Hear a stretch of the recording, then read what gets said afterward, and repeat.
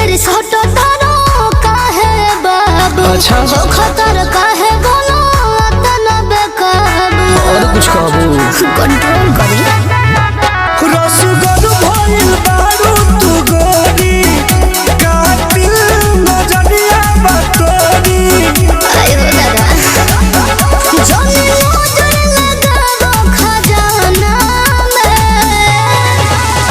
कोनो कमी नहीं कइनी बयाना में तो कहे न खड़ा करेलू समियाना में।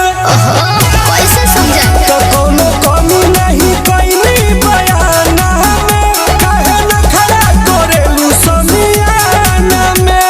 खरबो भाव तने धीर धरी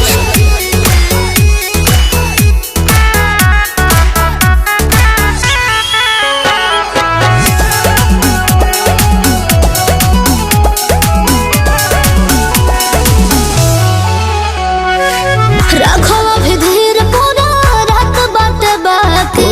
अब ही जे देखो तारा बड़वे उझाके। जिया जान थैंक यू हो तनी नच दो चौकिया के तोरी एकदम एहो दूध के भरल कटोरी। अभी तो तुम हो आग सब दीवाना। ले जो पंचवा गाड़ी कोनो कमी नहीं कइनी बयाना में कहे न खड़ा करेलू समियाना में। कोनो कमी नहीं कइनी बयाना में कहे न खड़ा करेलू समियाना में। अब छोड़ देना। जो 4 बजे बंद कर ले। थैंक यू जी। हे बाबू अब मची असली बवाल।